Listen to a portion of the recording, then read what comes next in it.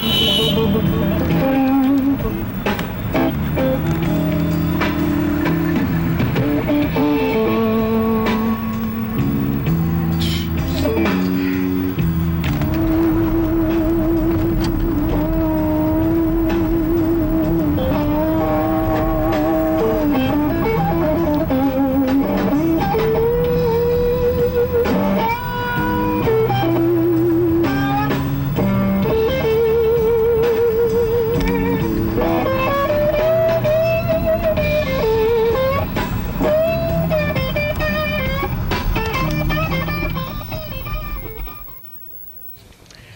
and welcome to the Bluestime Power Hour. We're very proud to present Cotton Candy Washington today as part of the Kansas City series of the Bluestime Power Hour. Because time was kind of short when I visited Kansas City, we're doing an interview with her in the car as we were going to dinner. Cotton Candy lost a leg to diabetes about 12 years ago, but that hasn't slowed her down a bit. She's a swell lady, I really love her, and I'm sure you're going to enjoy her as we feature her on this show of the Bluestime Power Hour. So tell me more about that story about when you came out to California with the gospel group. Well, no, it was, I used to play for one of the biggest Methodist churches here. Ah. And the general convention... You first started, your first music experiences was gospel? Yes. Yeah. Yes. That's a great place to start from, though. Yeah. Hey. I was 3 years old when I started playing piano. Wow. And when's your birthday? New Year's Day. Well, you're a Capricorn just like me. Oh! They call me bittersweet chocolate candy. Oh, no. Yes. White chocolate. So you started playing when you were really young. Yeah, 3 years old. And I shocked my grandmother.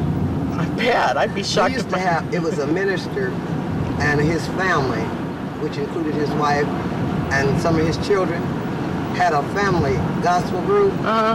And my mother played for one church in the neighborhood, and my grandmother played for the other one. Uh-huh. And they'd have, musicals at the church, and a lot of times this minister, his name was Reverend Revels, he and his family would come and sing. And they used to sing this song, I'm going to lay down my burdens down by the riverside. Uh-huh.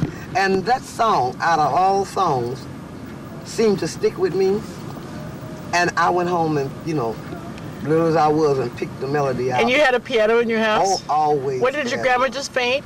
Huh? Did your grandma just faint when she heard you playing the piano? She almost fell off her bed. She was taking a nap. And she jumped up off the bed. Praise God. Well, you're so lucky to find out what you want to do when you're so young. I still don't want to know what I want to do when I grow up. She says,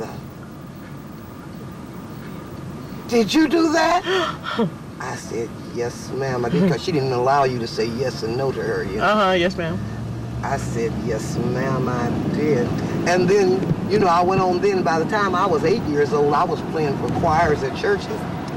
But see, I always wanted to jazz up the music, Uh-huh. And I'd be playing What a Friend We Have in Jesus. Uh-huh. And I'd be jazzing. You stop that! It doesn't go like that. She'd want it. Boom, dum, dum, dum, yeah. dum, dum. And I didn't want to do it that way. Well, that's when the blues weren't accepted really in those circles, right? The blues was like bad, huh? Yes. The bad girl. Yes. See, my mother played for a nightclub too. She did? Yes. Did your grandma know? My grandmother hated. Oh, she knew and she didn't like it? See, my mother was my grandmother's only child. Oh. And I was the only child. Oh, so you girls just stuck together, huh? Yes. That's well, good. see, after my mother and father, traveled a lot. They lived in, they moved from here and went to Oklahoma City. So after they went to Oklahoma City, well, naturally, I stayed here with her. And she and I would go places all the time. Well, at 11 years old, I was taller than she was. Okay. She's one of them little short, chubby people. And everybody in the neighborhood nicknamed us the two old maids. Oh. Because they always said. That's cruel. And I just dearly loved my grandmother. These days, it's hip to be an old maid. Oh, honey. Yeah, if you're happy, and got no one to bother you, I'm an old maid happily. Well, I've been married Oh, well, I've been with guys, but Of course, my current guy has his own room, and we're very happy. and you know, I've been married twice, and both well, 3 times. And my first 2 husbands, they're dead, and I guess the other one's dead too. I hope he is. She loves him and leaves him there, Joe. So I just, you know, I prefer being by myself. I can understand that and agree with you wholeheartedly.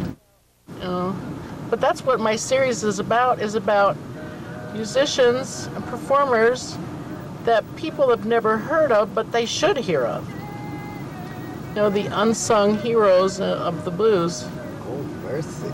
You mean to tell me I'm going to be in on that? Yeah, you're going to be an unsung heroine of the blues. Oh, mercy. Well, that's what you is. They call a hero. Oh, boy. Well, so tell me more about after you started playing and then when you started performing, like, when did you start playing the blues? Oh, it's been years ago. And believe it or not, don't laugh. When I first started out, I didn't know but 2 songs.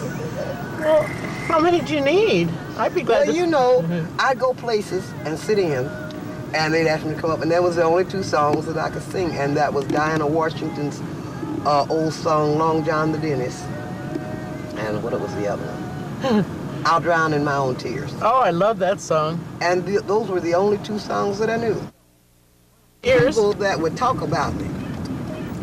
Why would you have her sing? She don't know but 2 songs.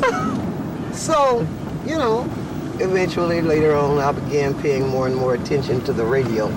But would you believe, though, the first songs that I really learned that I knew a bunch of, believe it or not, was country western. I believe that. I believe that. And you know what? How I did that? They used to have a thing called the Dinner Bell Roundup. And Cynthia? Yes.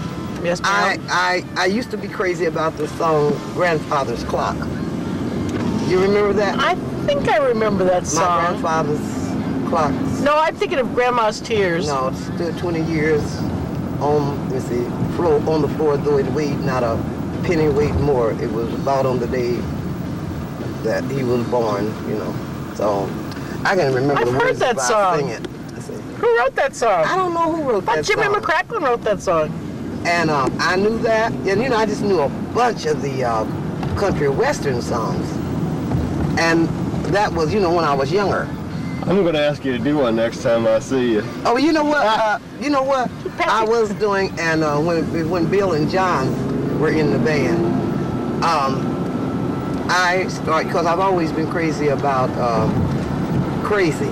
Yeah. Patsy Cline? I was just going to ask you about her. And I sing that, and sometimes I sing her Walking After Midnight. Yeah, that's great. Both great and songs. so, anyway, the last time that I sang Crazy, a man paid me $20. Wow. Sing it again. Yeah.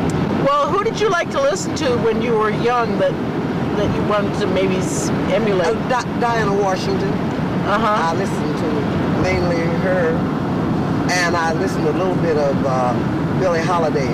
See, my mother, she played all those. In other words, the style of playing that they have today, she was before her time. She was playing that type of thing back then. And she could sight read music like I said, read Cambridge Circle there. Oh, man, that's a talent. And she could play anything, classical, blues, gospel, you name it, she could play it. Wow. And she also played violin, but I never was interested in violin. So you play keyboards? I play piano, and nothing would you believe it but gospel. Wow. I believe that. Yeah, I don't play anything else. So you've been playing around the Kansas City area for a long time, huh? Oh, years. If I live and nothing happens, I'll be celebrating my 30th year next year. Oh, God bless.